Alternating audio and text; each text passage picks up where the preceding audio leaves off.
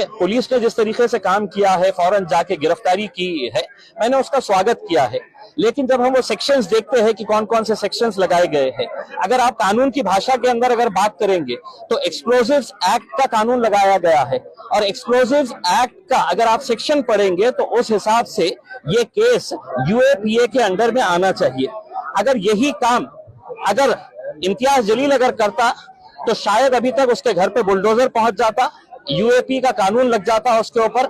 लेकिन यहां पर आप अगर छोटे मोटे कायदे कानून वो लगाएंगे, सेक्शंस लगाएंगे, तो कहीं ना कहीं ऐसी हरकतें करने वाले लोगों को है तो आप बढ़ावा दे रहे हैं। हम उम्मीद करते हैं कि जो आज जो कानून का नंगा नाच हम उत्तर प्रदेश के अंदर देख रहे हैं वो हमें महाराष्ट्र के अंदर देखने को नहीं मिलना चाहिए। नागपूर प्रकरणामध्ये जी दंगल झाली होती तेव्हा जे लोक बोलत होते, जे नेते होते, ते आता शांत आहेत आणि त्याच्यामुळे ही कारवाई जी झाली त्याच्यामुळे नागरिकांमध्ये रोष असल्याचं पाहायला मिळतं। काय आहे की ठीक आहे, नागपूरमध्ये जे झाला तर ते जे नेते आहे ते गप्प बसलेले आहे, ते याचा प्रश्न तुम्ही त्यांना विचारा। मी गप्प बसणारा नाही आहे। जिथे जिथे अन्याय होणार, जिथे जिथे अशा प्रकारची घटना घडणार, आम्ही बोलत राहणार आणि कायद्याच्या चौकटीत राहून आम्ही पोलिसांना फक्त त्यांचं कर्तव्य काय हे दाखवणार आहे। म्हणजे आज जे नागपूरमध्ये झाला, जे घटना घडली, जे दंगा घडला, त्याची आम्ही निंदा केली, कडा शब्दामध्ये आम्ही निंदा केली। पण याचा अर्थ हे नाही आहे की तुम्ही जे करणारा एक माणूस आहे त्याचा घर तुम्ही बुलडोझरने पाडणार आहे। म्हणजे त्याचा दोष असेल, त्याच्या आईचा काय दोष आहे, त्याच्या वडिलाचा काय दोष आहे, त्याची बायकोचा काय दोष आहे, त्याच्या मुलांचा काय दोष आहे। म्हणजे एक अर्थ हे आहे ना कि एक घर बनाने में जिंदगियां गुजर जाती है और ये बस्तियों के बस्तियां उजाड़ रहे हैं, तो ये कब तक चलने वाला है। अगर कानून रखना है तो सारी अदालतों को लॉक कर दो, कोई जरूरत नहीं है ताले ठोक डालो अदालतों के ऊपर, बोलो हमारा डंडा राज चलने वाला है, हम जैसा बोलेंगे। फिर पुलिस स्टेशन की जरूरत नहीं है, अदालतों की जरूरत नहीं है, तुम्हारा है तो नंगा नाच जो कर रहे हैं वो करो, उस हिसाब से फिर देखा जाएगा आगे। पण त्या प्रकरणामध्ये त्या संबंधित आरोपीचं जे काही घर होतं ते अतिक्रमणामध्ये होतं, त्यामुळे ते तोडलं। सवाल ये पैदा होता है कि अतिक्रमण के अंदर था तो क्या नागपुर प्रशासन सो रहा था, झक मरा रहा था इतने सालों से कि वहां पर वो ये घटना होती है, उसके दूसरे दिन तुमको खबर आती है।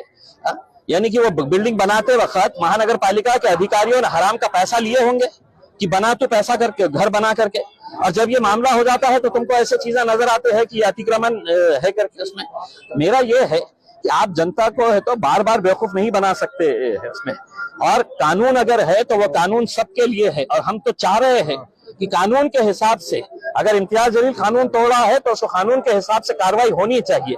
लेकिन मेरे लिए कानून अलग और तुम्हारे लिए कानून इस मुल्क के अंदर नहीं हो सकता है।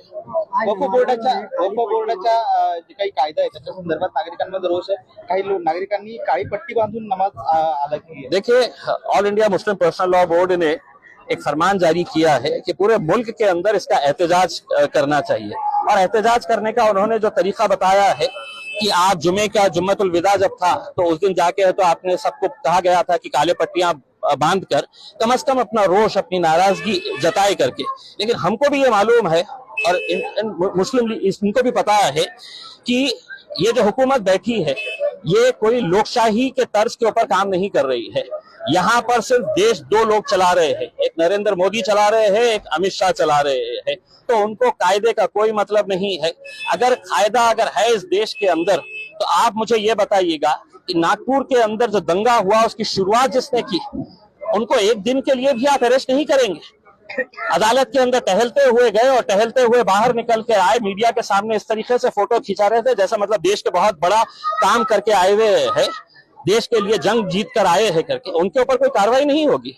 कुणाल कामरा एक जरा सा जोक क्या कर देता है तो आप जिस लोगों ने उसके स्टूडियो के ऊपर जाकर किसी तीसरे आदमी के स्टूडियो के ऊपर जाकर तोड़फोड़ किए हैं, उनको आप 15-15 हजार रुपए के ऊपर अदालत छोड़ देता है।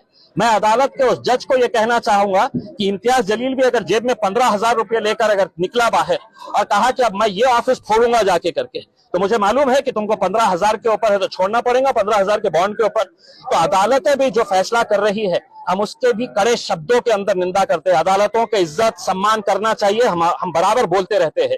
लेकिन ऐसे लोग जब अदालतों के अंदर आकर जज की कुर्सियों के ऊपर बैठने लगेंगे तो मेरे हिसाब से वो कुर्सी उनके लिए लायक के नहीं है। वो उन्हें भी उन कुर्सियों के ऊपर से उतरना पड़ेगा अगर तुम इंसाफ नहीं दे पा रहे हो तो। चलिए, मैं अपनी तरफ से सभी देशवासियों को ईद उल फित्र की बहुत बहुत मुबारकबाद पेश करता हूँ।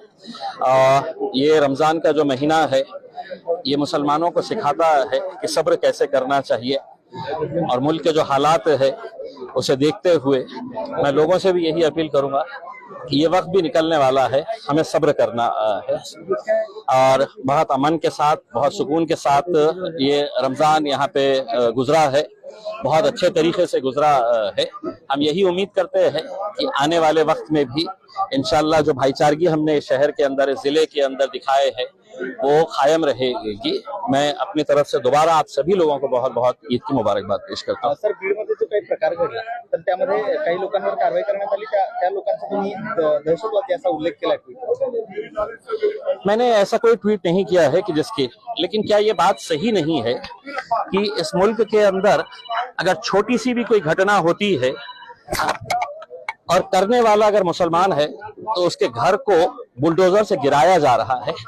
हमारी इबादतगाह, हमारी मस्जिद को जिलेटिन स्टिक से एक तरीके से बम से उड़ाया गया, और उसके ऊपर अगर आपने यूएपीए का कानून नहीं लगाए तो क्या संदेश दे रहे हैं आप?